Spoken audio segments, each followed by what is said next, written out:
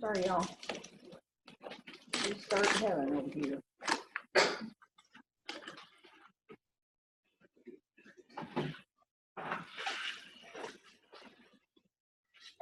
Show recording.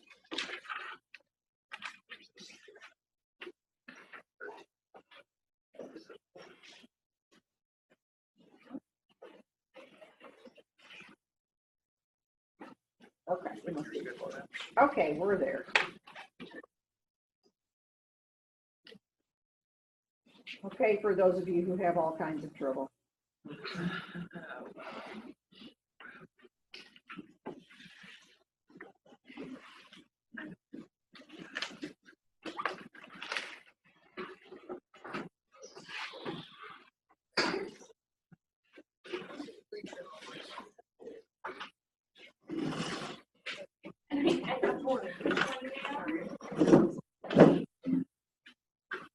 What's the matter?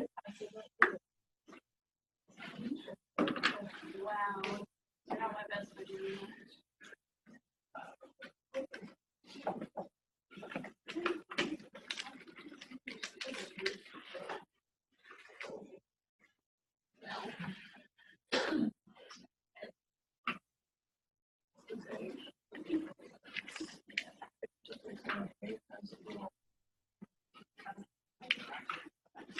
What's the matter?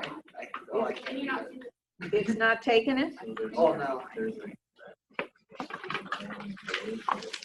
There, I put it out there. So when y'all recorded the video on Friday, did y'all ever? No, Okay. because I'm using this other program because of how it shows the IRs and stuff. So yeah,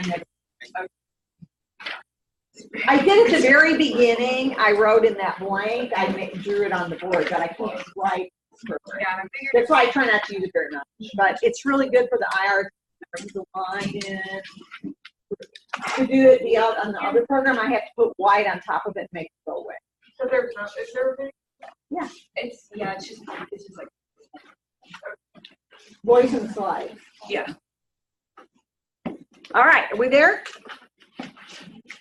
Did you get it? Okay.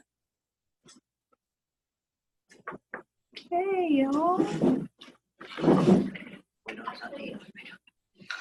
Why is it B? I don't know. It was the way. What's the difference? What is the difference between all those four answers? One's an and, one's a, okay, and one is random. It doesn't have anything. Okay, but nobody picked that one. What does the mass spec detect? Cations. That's why it's C. Okay, that's the only thing you see in your spectrum is whatever was a cation. Okay, this was 2-methylbutane. 2-methylbutane is more likely than pentane to lose a methyl radical because you form a secondary carbocation. So this would be your secondary carbocation. That's why there was a lot more loss of 15 than there was in the other one. Okay, in the first one, which was a straight pentane. Okay, what is a possibility for a fragment at m/z of 43 in the mass spectrum of an unknown compound?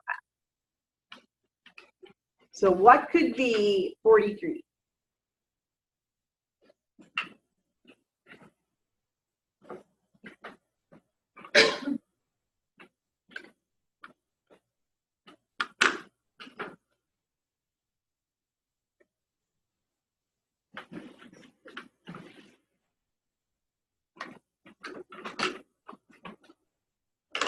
Looking at 15? Yeah.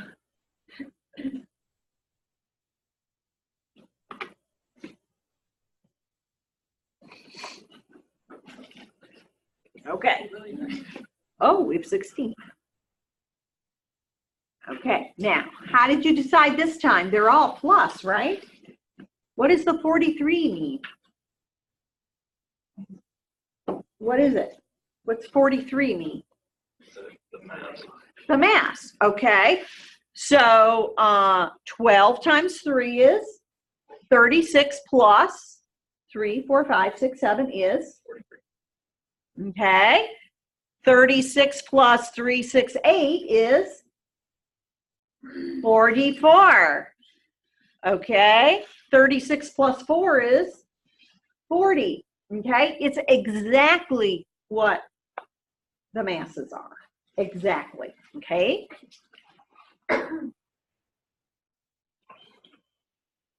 Okay. So what's the deal with isotopes? Typically, n+1 peaks are typically very small. What does that mean, n+1? What's the big M mean? No. It was a good guess, though. Molecular ion. What's the molecular ion? The weight of the compound, okay? Okay, the n+1 would mean that it's the molecular mass plus 1. Remember, we're not using these numbers really off the periodic table. For iodine, we're not going to use 126.9. We're going to use 127, which is the main isotope of iodine. Okay? For carbon, we're using 12. Carbon 12 is the main isotope that is found for carbon. Now, you might have a little carbon-13 in there. Okay? That's like 1.11% of all carbon is carbon-13. So that's why you would get a little bitty n+1 peak, because one of your carbons happen to be carbon-13, but it's going to be little. So n+1 peaks are typically very small. Okay, there's your carbon-13. The n+2 peak is typically even smaller. So what would be the chances of having carbon-14? Okay, or how about having 2 carbon-13s in one molecule? You see how low that percentage is going to be. If it's 1.11% just to have one, okay? So the n+2 peaks are typically smaller. So if your n+2 peak is relatively large, that means something, okay? It's evidence that your compound contains a chlorine or a bromine. Okay, because now we're looking at atoms that have isotopes that are much more prevalent. Okay, there are a high abundance of 2 naturally occurring isotopes for chlorine and bromine, and that's how come you get those bigger peaks. Okay, so chlorine is 35 and 37. Remember that you write the mass numbers in the upper left? You remember that back in the dark ages of dark chemistry? Back when you were just brilliant. Okay. All right, 35 and 37. So you'll notice when you look up there, the average isotope, the average weighted isotope number up there is 35.5. Okay, so which one do you think is major, 35 or 37? 35. Okay, here's bromine. Oh, it's 3 to 1. Okay, bromine is 79 and 81. Okay, so you look up there and what you see for the isotope, the weighted isotope ratio for bromine is 79.9. Okay, so what do you think about those two? They're almost 1 to 1, right? Because the average is almost 80, right in the middle. Okay, so notice that the chlorine is 3 to 1 and the bromine is 1 to 1. So how are you going to be able to tell them apart? By looking at the size of the molecular ion and the n+2 peak. If it's a third, it's chlorine. If it's even or pretty close to even, it's a bromine in your molecule. Okay.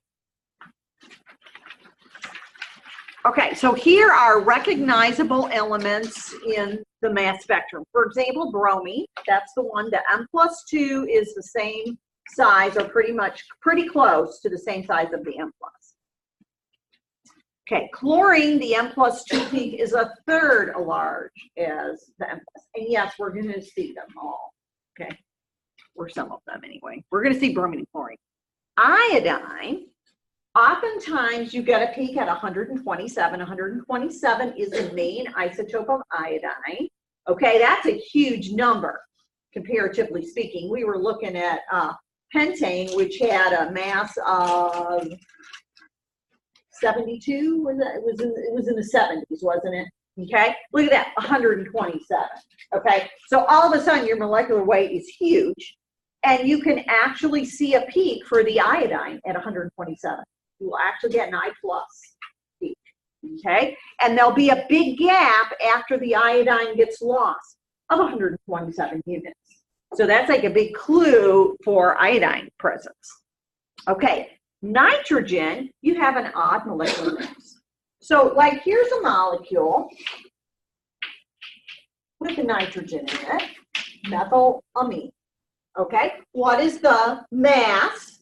Not doing isotope numbers up here. We just want to do the main numbers. Okay, so carbon, the main isotope is 12. How many hydrogens?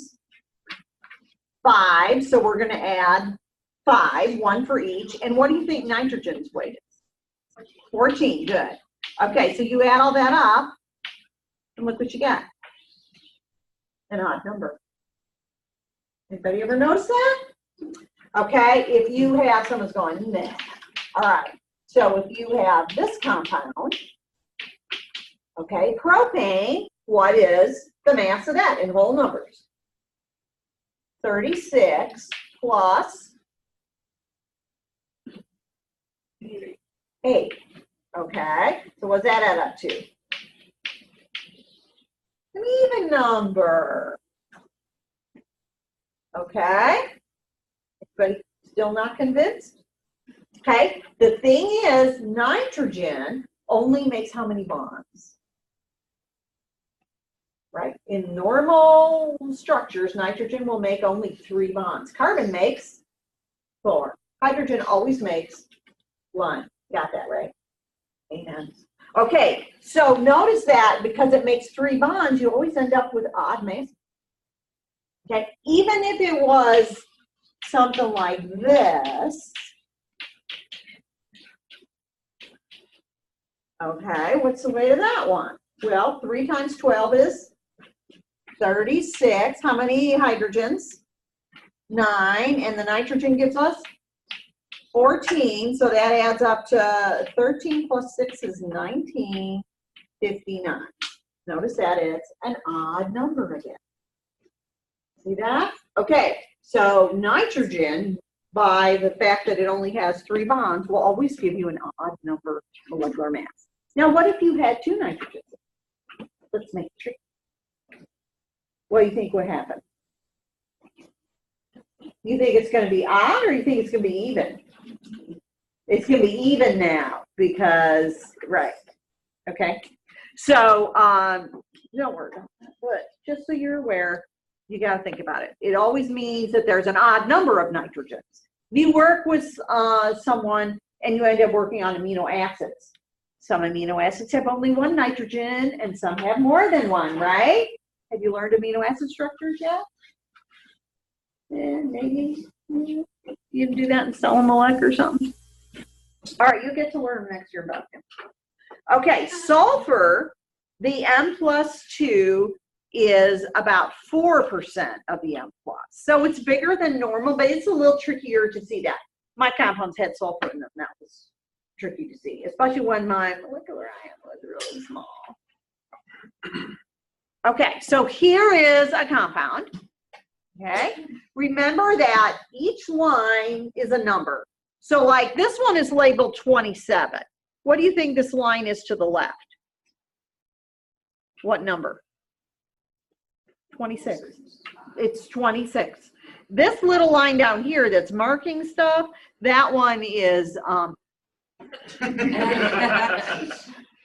touched those.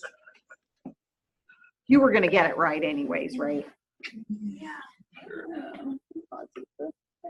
Be positive like Vanessa. Okay, so 27. All right, now, so go all the way down to the molecular ion part over here. Okay, do you see that we have a peak at 122 and 124? They are 2 units apart. Which one is the molecular ion? 122 or 124? 122. 124 is the M plus 2 peak. Okay, so notice that they're about what height to each other? The same. Okay, that tells you that there's bromine in that compound So how did you know? because it's way down at the right. The molecular ions are all, you can't get bigger than the molecular ion unless you have an isotope. So this is your molecular ion, and that's your M+2 big, a little cluster down there, kind of. How did you know it was star and not together? Because they're 1-to-1. Do you see how high tall they are? You do it by the. I'm not going to touch that one because I'm going to make you do it. Okay, so you see how tall they are? They're 1-to-1. Okay, if it was chlorine, it's going to be a little bit less. It's about 1/3 the size. Okay, if it's how do you know it's not iodine? The number isn't high enough. Okay, 127. We didn't even get that far. Okay, so because you might be thinking, well, there is kind of a gap. There kind of is a gap. Because when you take 122 and you lose the bromine off of it,